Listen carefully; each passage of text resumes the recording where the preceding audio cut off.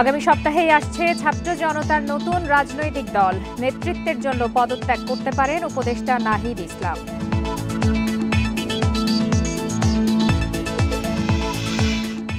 ভোটে কোনোভাবে পক্ষপাত করা যাবে না, ডিসিদের উদ্দেশ্যে ইসি। সংসদীয় আসনের সীমানা নির্ধারণে সংশোধন করা হচ্ছে আইন।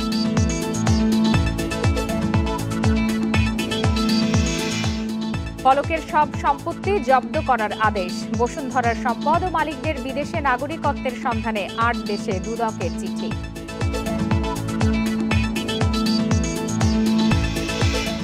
রাজধানীতে সিএনজি অটোরিকশা চালকদের অবরোধে ভোগান্তি। আন্দোলনের মুখে বিআরটিএর জেল জরিমানার নির্দেশনা বাতিল।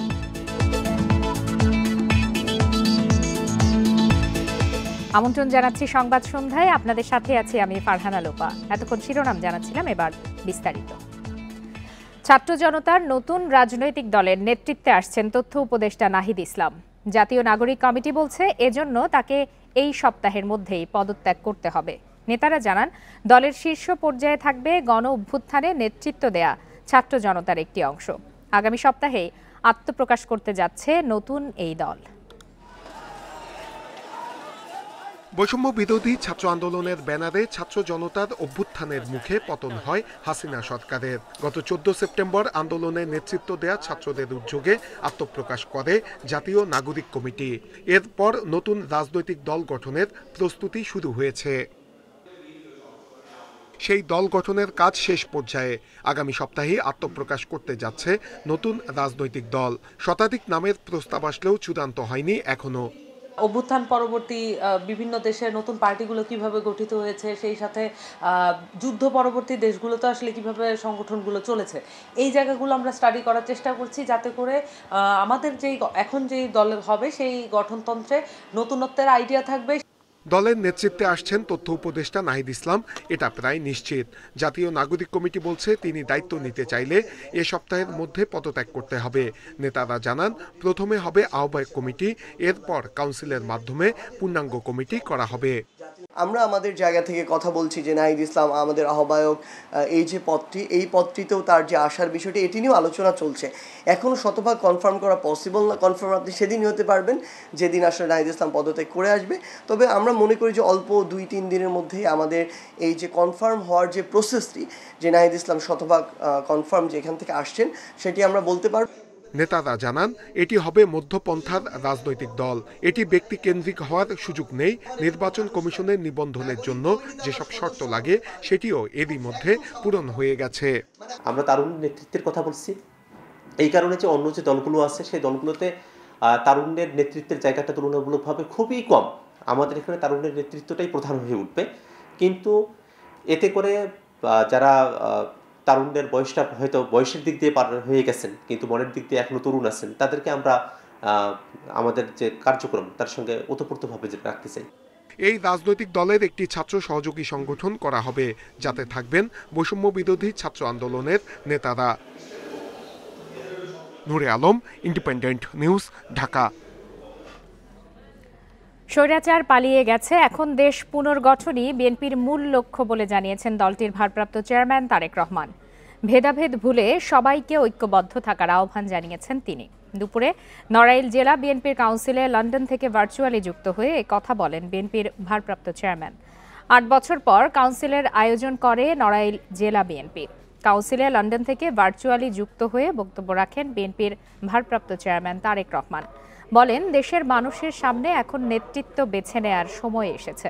নেতাকর্মীদের জনগণের আস্থা অর্জন ও মানুষের পাশে থাকার পরামর্শ দেন তিনি। গত 15 বছরে আওয়ামী লীগ দেশের সবকিছু ধ্বংস করে দিয়েছে উল্লেখ করে বিএনপির ভারপ্রাপ্ত চেয়ারম্যান বলেন, রাজনীতির মাধ্যমে দেশ পুনর্গঠন ও রাষ্ট্র মেরামত করাই এখন বিএনপির রাজনীতির প্রধান উদ্দেশ্য। 31 দফাকে জনগণের কাছে নিয়ে যাওয়ার জন্য নেতাকর্মীদের পরামর্শ দেন বিএনপির ভারপ্রাপ্ত চেয়ারম্যান। আমরা ইনশাল্লাহ ঐক্যবদ্ধভাবে গণতন্ত্রের জন্য সংগ্রাম করব। আমরা উপস্থিত এখানে প্রতিটা মানুষ ঐক্যবদ্ধভাবে দেশকে পুনর্গঠন করব। আমাদের সামনে এখন লক্ষ্য একটি, উদ্দেশ্য একটি, বাংলাদেশকে পুনর্গঠন করা, বাংলাদেশের মানুষের ভাগ্যের পরিবর্তন করা। জাতীয় নির্বাচনের আগে স্থানীয় সরকার নির্বাচনের দাবিকে দুরভিসন্ধিমূলক বলছেন বিএনপির সিনিয়র যুগ্ম মহাসচিব রুহুল কবির রিজভী। এই উদ্যোগ বিএনপি মেনে নেবে না বলেও জানান তিনি। সকালে নারায়ণগঞ্জ জেলা বিএনপির নতুন আহ্বায়ক কমিটির সদস্যদের নিয়ে দল প্রতিষ্ঠাতা শহীদ রাষ্ট্রপতি জিয়াউর রহমানের কবরে শ্রদ্ধা জানান এই বিএনপি নেতা। এ সময় তার দাবি, শেখ হাসিনার পতন হলেও দেশে এখনও গণতন্ত্র ফেরেনি, নির্বাচন নিয়েও গড়িমসি চলছে। এ অবস্থায় নতুন বাংলাদেশ নির্মাণে প্রতিবন্ধকতা তৈরি করছে অভিযোগ করে দ্রুত সময়ের মধ্যে নির্বাচনী রোডম্যাপ ঘোষণার আহ্বান জানান তিনি। বলেন, একমাত্র ভোটের মাধ্যমেই জনগণের অধিকার প্রতিষ্ঠা হবে। শান্তি স্থিতি আনতে হলে আমাদেরকে অতি দ্রুত রাজনৈতিক দল তারা যাতে জনগণের ভোট নিয়ে ক্ষমতায় আসতে পারে সেই অবাধ সুষ্ঠু নির্বাচন নিশ্চিত করতে হবে। এটা নিশ্চয়তা না হলে আরো অনিশ্চয়তা বাড়বে। কারো রক্তচক্ষু বা ধমকে কাজ না করার নির্দেশ দিয়েছেন প্রধান উপদেষ্টা অধ্যাপক মোহাম্মদ ইউনূস। প্রশাসনের কাজে একে অন্যের ওপর দোষ চাপিয়ে পার পাওয়া যাবে না বলেও সতর্ক করেন তিনি।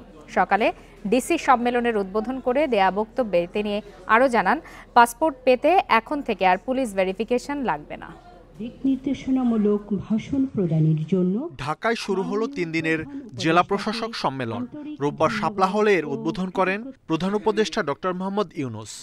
এ সময় জেলা প্রশাসকদের দেন নানা দিক নির্দেশনা।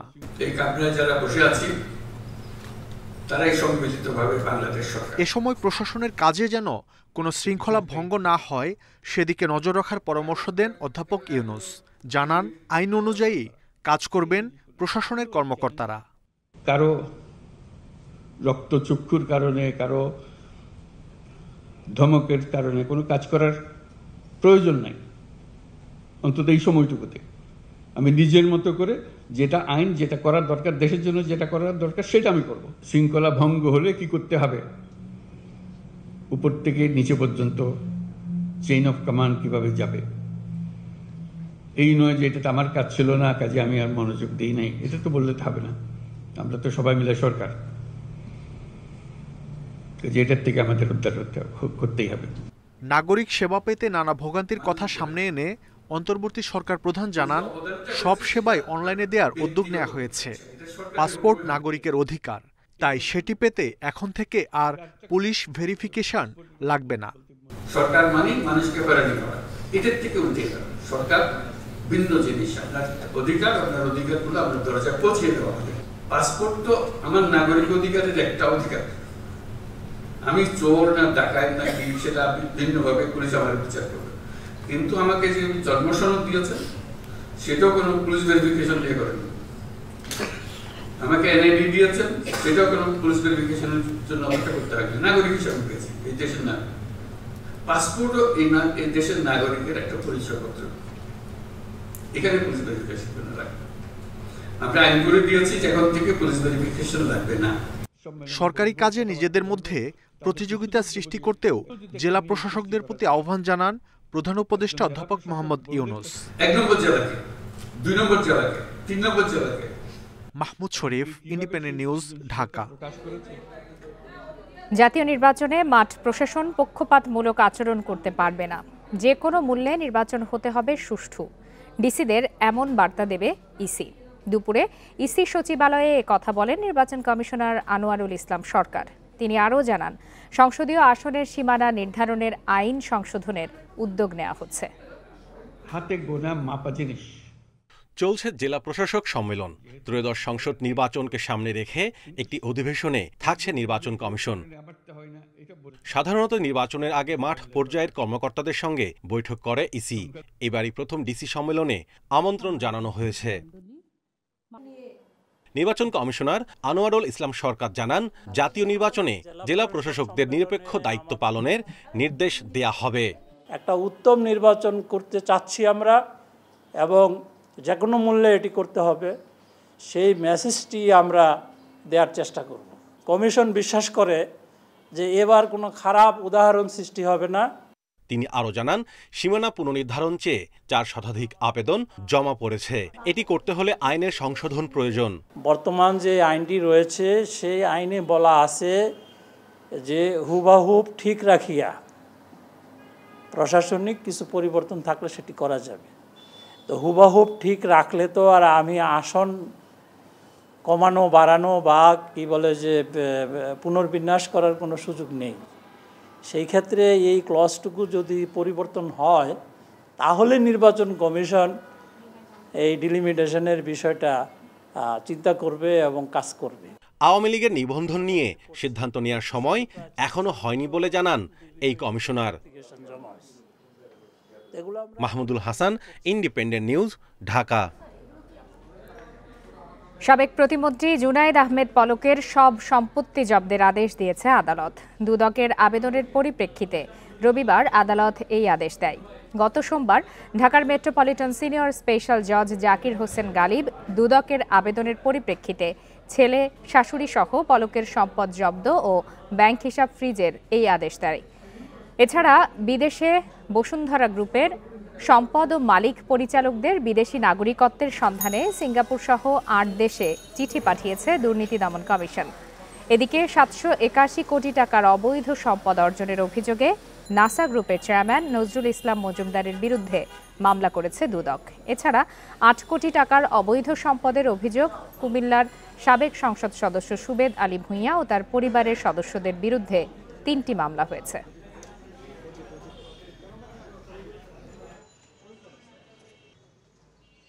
ক্ষমতার অপব্যবহারপূর্বক অসাধু উপায়ে ঘুষ ও দুর্নীতির মাধ্যমে জ্ঞাত আয়ের উৎসের সাথে অসঙ্গতিপূর্ণ ৭৮১ কোটি ৩১ লক্ষ টাকারও বেশি মূল্যের সম্পদের মালিকানা অর্জনপূর্বক ভোগ দখলে রাখার অপরাধে তার বিরুদ্ধে দুর্নীতি দমন কমিশন আইন ২০০৪-এর ২৭-১ এবং দুর্নীতি প্রতিরোধ আইন ১৯৪৭-৫-এর ২ ধারায় এটি মামলা রুজুর সিদ্ধান্ত গৃহীত হয়েছে। রাজধানীর বিভিন্ন জায়গায় সড়ক অবরোধ করেন সিএনজি চালকরা। এতে তৈরি হয় যানজট, ভোগান্তিতে পড়েন যাত্রীরা। সিএনজি অটোরিকশা মিটারে না চালানোর দাবিতে বিক্ষোভ করেন চালকরা। তাদের দাবি, ব্যাটারি চালিত অটোরিকশা মিটার ছাড়া চললে তারা কেন পারবে না। পরে বিক্ষোভের মুখে জেল জরিমানার নির্দেশনা বাতিল করেছে বিআরটিএ। পাঠাও চালক ফয়সাল হোসেন যাত্রী নিয়ে যাচ্ছিলেন। বিমানবন্দর সড়কের বনানীর বিআরটিএর কার্যালয়ের সামনে আসলে সিএনজি চালকদের হামলার শিকার হন তিনি। শুধু ফয়সালই নন, সিএনজি চালকদের এই কর্মসূচিতে যারা অংশ নেননি সেসব সিএনজির প্লাগ ও মিটার খুলে ফেলেন ক্ষুব্ধ চালকরা। লাঞ্ছিত হয়েছেন কেউ কেউ। সকাল ৭টার দিকে রামপুরা বাজার এলাকায় মিটারের ভাড়ার অতিরিক্ত আদায় করলে জেল জরিমানার নিয়ম বাতিলের দাবিতে হঠাৎই সড়ক অবরোধ করেন চালকরা। এরই ধারাবাহিকতায় রাজধানীর যাত্রাবাড়ি, গাবতলী, হাতিরঝিল এলাকায় রাস্তা অবরোধ করেন সিএনজি চালকরা, যার কারণে যানজটে আটকে পড়ে হাজারো যানবাহন। স্থবির হয়ে যায় রাজধানীর বিভিন্ন এলাকা। চালকদের দাবি, সিএনজি মালিকরা ভাড়া নেন সরকারের নির্ধারণের বেশি, পাশাপাশি বেড়েছে গ্যাসের দামও, তাই মিটারে ভাড়া নিতে পারছেন না তারা। আমার রাস্তাটা ক্লিয়ার থাকলে সময় লাগতো ১৫ মিনিট, আমি ১৫০ টাকা ভাড়া নিলে আমি হ্যাপি, আমার যাত্রীও হ্যাপি। আমার যখন ২.৫ ঘন্টা সময় লাগে, ১.৫ ঘন্টা সময় লাগে, আমার যাত্রীকে আমি হ্যাপি করতে পারি না। যেটা অভিযোগ আছে সেটা আমরা মানি, কিন্তু যাত্রীরা যখন দেখে জাম পড়ে যায় 2 ঘন্টা বা তখন তারা গেটটা খুলে তারা চলে যায়। আমাদেরকে তো 40 টাকা মিটার আছে, 40 টাকা দিয়ে চলে যায়। আমি যে 2 ঘন্টা বসে থাকি, এইটা দায়ভার কে দেবে? এমন পরিস্থিতিতে যানজট তৈরি হয় নগরীর বেশিরভাগ এলাকায়। গাড়ির জটে বন্ধ হয়ে যায় অলিগলিও। ভোগান্তিতে পড়েন অফিসগামীরা। আমরা কারণ বাজার যাবো মেডিকেল করানোর জন্য, সিএনজি পাচ্ছি না। এই সিএনজির জন্য আমরা আধা ঘন্টার উপরে দাঁড়ায় আছি। 20 মিনিট পর এক একটা গাড়ি আসছে। মানে আমার দরকার রায়দা গাড়ি আসতেছে অনেক দেরিতে। হয়তো বা আমার ভিক্টোরে যাবো, তো ভিক্টোর গাড়ি আসতেছে অনেক দেরি করে। এইভাবে রাস্তা ভোগান্তি হচ্ছে। সিএনজি চালকদের অবরোধের কাছে পিছু হটেন কর্তৃপক্ষ। ঘণ্টা 2 পরে সিদ্ধান্ত প্রত্যাহারের চিঠি দেয় বিআরটিএ। কি আইনে কি আছে সেটা আর কি স্মরণ করে দিলাম। এই বিষয়টা নিয়ে যেহেতু অনেক এলিগেশন অনেকটা হচ্ছে, এই জন্য আমরা ওইটা আর কি আমরা প্রত্যাহার করলাম, মানে বাতিল করলাম। আইন অনুযায়ী সিএনজিতে মিটারের চেয়ে বেশি ভাড়া নিলে ৫০,০০০ টাকা জরিমানা করে মামলা দেওয়ার জন্য পুলিশকে 10 ফেব্রুয়ারি চিঠি দেয় বিআরটিএ। আল আমিন হোসেন, ইন্ডিপেন্ডেন্ট নিউজ, ঢাকা। নিয়োগ বাতিল হওয়া প্রাথমিক বিদ্যালয়ের সহকারী শিক্ষক পদে সুপারিশপ্রাপ্তদের জল কামান দিয়ে পানি ছুঁড়ে ছত্রভঙ্গ করে দিয়েছে পুলিশ। এ সময় পুরুষ প্রার্থীদের বেশ কজনকে লাঠি পেটাও করা হয়েছে। রবিবার বিকাল 4টার দিকে শিক্ষা ভবনের সামনে সচিবালয়মুখী সড়কে এই ঘটনা ঘটে। এক পর্যায়ে পুরুষ প্রার্থীরা সেখান থেকে সরে গেলেও রাস্তায় বসে বিক্ষোভ করেন নারীরা। পরে পানি ও টিয়ার গ্যাস ছুঁড়ে তাদের ছত্রভঙ্গ করে দেয় পুলিশ। এর আগে বেলা 11টায় রাজধানীর শাহবাগে জড়ো হয়ে পূর্ব ঘোষিত মহাসমাবেশ শুরু করেন তারা। এরপর 3টার দিকে শাহবাগ থেকে পদযাত্রা শুরু করেন। গেল 6 ফেব্রুয়ারি সরকারি প্রাথমিক বিদ্যালয়ের সহকারী শিক্ষক পদে তৃতীয় ধাপে ঢাকা ও চট্টগ্রাম বিভাগে চূড়ান্ত ফলাফলে উত্তীর্ণ 6,531 জনের নিয়োগ বাতিল করে রায় দেয় হাইকোর্ট। এরপর থেকে ধারাবাহিকভাবে আন্দোলন চালিয়ে আসছেন তারা। আমাদের হয়রানি করে কি হবে? আজকে যদি আপনাদের চাকরিটা এভাবে চলে যায়, আপনারা কি করতেন তখন? আপনারা কি বসে থাকতেন? এটার সাথে আমাদের ভবিষ্যৎ জড়িয়ে আছে। তাই দাবি আমাদের 6,531 জন দ্রুত যোগদান দিয়ে দিক। আমাদের যোগদান দিলে আমরা আর কোনো অধিকার নিয়ে রাস্তায় দাঁড়াবো না, আমরা বাড়ি চলে যাব। হয়তো ভাই জল কামান দেয়া হয়েছিল, টিয়ার গ্যাস মারিয়েছিল, আমরা আগুন জ্বালিয়ে আমরা তাপ নিতেছিলাম, পুলিশ এসে আগুনও নিভিয়ে দিয়েছে। বান্দরবানের লামায় রাবার বাগান থেকে 20 শ্রমিককে অপহরণ করেছে দুর্বৃত্তরা। দুপুরে ফাঁসিয়াখালীর বিভিন্ন এলাকা থেকে তাদের অপহরণ করা হয় বলে জানা গেছে। অপহৃতদের নাম পরিচয় এখনও জানা যায়নি। তাদের উদ্ধারে কাজ করছে সেনাবাহিনী, পুলিশ ও বিজিবি। উপজেলা নির্বাহী কর্মকর্তা জানান, ওই এলাকায় নেটওয়ার্ক না থাকায় যোগাযোগ স্থাপনে বিঘ্ন ঘটছে। অপহরণকারীদের সম্পর্কে এখনও কোনো তথ্য জানাতে পারেনি আইনশৃঙ্খলা বাহিনী।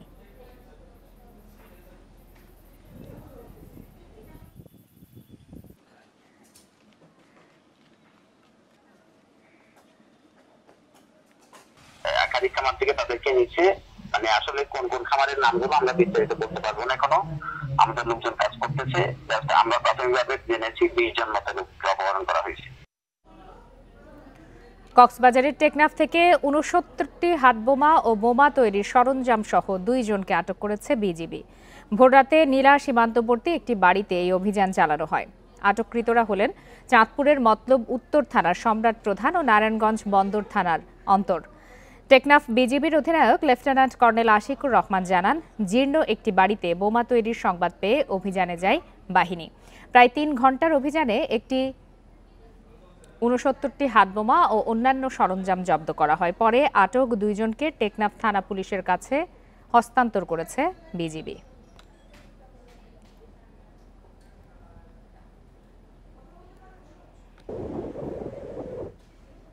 বিশ্ব ইজতেমার আখেরি মোনাজাত শেষে এবার তুলনামূলক কম ভোগান্তিতেই তুরাগ তীর থেকে ফিরতে পারলেন মুসল্লিরা। যান চলাচল স্বাভাবিক রাখায় পাওয়া গেছে গণপরিবহন। যদিও বাসে বেশি ভাড়া আদায়ের অভিযোগ রয়েছে। রেল বা নৌপথেও অনেকেই ফিরেছেন, ছিল না তেমন ভিড়। বিশ্ব ইজতেমার তৃতীয় পর্বের আখেরি মোনাজাতে অংশ নিতে রোববার সকাল থেকেই তুরাগ তীরে মুসল্লিরা। বেলা 12:30টার পর শুরু হয় আখেরি মোনাজাত, চলে প্রায় আধা ঘন্টা। মোনাজাত শেষেই বাড়ির উদ্দেশ্যে রওনা দেন মুসল্লিরা। যান চলাচল নিয়ন্ত্রণ না করায় সহজেই মিলেছে গণপরিবহন। তবে কিছু ভোগান্তির কথাও জানান অনেকে। অনেক ভিড় হয়, যাইতে অনেক সময় লাগবে, ভাঙে ভাঙে যাইতে হবে। আগের তুলনায় এখন গাড়ি ঘোড়া খুবই ডেভেলপ ভাবে পাওয়া যাচ্ছে আর কি। গণপরিবহন পেতে তেমন কোনো সমস্যা না হলেও অভিযোগ ছিল বেশি ভাড়া আদায়ের। প্রশাসনকে এ ব্যাপারে কঠোর হওয়ার আহ্বান মুসল্লিদের। 1 টাকাকে আরো 10 টাকা, 10 টাকা ভাড়া 100 টাকা চাচ্ছে। ট্রেনের পরিস্থিতি ছিল একেবারেই স্বাভাবিক, কিছুটা ভিড় থাকলেও তা উপচে পড়া নয়। ফলে স্বস্তিতেই ফিরতে পেরেছেন ইজতেমায় অংশগ্রহণকারীরা। যাতায়াতের জন্য সুবিধা আর কি, ঠিক আছে। আর ইজতেমার মাঠে যে আগের তুলনায় এখন মানুষ কমই আর কি। যেহেতু ধাপে ধাপে কার্যক্রম শুরু হয়েছে, আমরা ভালোভাবে এটা পালন করতে পারছি আর কি। আখেরি মোনাজাতে অংশ নিতে পেরে সন্তুষ্ট সবাই। জানালেন, ভেদাভেদ ভুলে মুসলিম ভ্রাতৃত্ব অটুট রাখতে চান তারা। বন ইবনে কামাল, ইন্ডিপেন্ডেন্ট নিউজ, টঙ্গী। 16তম দিনে বইমেলায় এসেছে 104টি নতুন বই। এ নিয়ে মেলায় মোট নতুন বই এসেছে 1531টি। রবিবার বেলা 3টায় মেলা খোলার পর থেকেই পাঠক দর্শনার্থীর উপস্থিতি দেখা গেছে চোখে পড়ার মতো। তবে শনিবারের তুলনায় ভিড় অনেকটাই কম। বেচা কেনা ভালো হচ্ছে বলে জানালেন প্রকাশকরা। বিখ্যাত ও জনপ্রিয় লেখকদের পাশাপাশি নতুনদের বইও ভালো চলছে। হুমায়ুন আহমেদের বইয়ের স্টলগুলোতে দেখা গেছে উপচে পড়া ভিড়। শিশু চত্বরেও রয়েছে শিশু কিশোরদের উপস্থিতি। অভিভাবকদের সঙ্গে ঘুরে পছন্দের বই কিনছে তারা। মেলা চলবে রাত 9টা পর্যন্ত। মেলা প্রাঙ্গণ থেকে সবশেষ তথ্য জানাতে এই মুহূর্তে যোগ দিয়েছেন সহকর্মী সুলতানা জাহান মিতু। মিতু, 16তম দিনে এসে বইমেলায় আমরা যেমনটি খবরে দেখাচ্ছিলাম যে অনেকগুলো নতুন বই এসেছে। বইয়ের সংখ্যা তো অনেক, বেচা বিক্রি কেমন হচ্ছে এবং কি ধরনের বই বেশি বিক্রি হচ্ছে?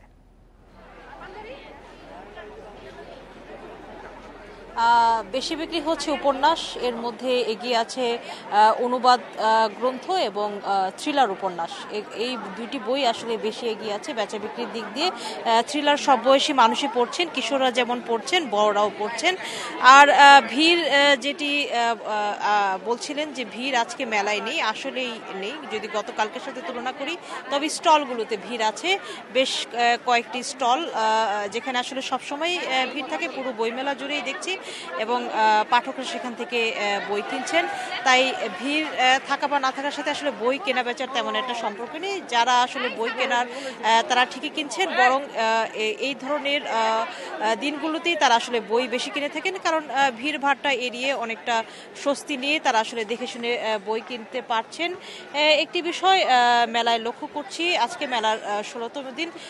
প্রতি বছরই বরাবর যেটি দেখি যে বই মেলায় সবসময় আসলে বেস্ট সেলিং এর দিক থেকে এগিয়ে থাকে হুমায়ুন আহমেদের বই। এবারও তাই দেখছি, প্রকাশকরা সেটাই বলছেন যে আসলে হুমায়ুন আহমেদের বই আসলে যতটা বিক্রি হয় সেই জায়গাটা আসলে কোনো লেখকের বই ছুঁতে পারে না।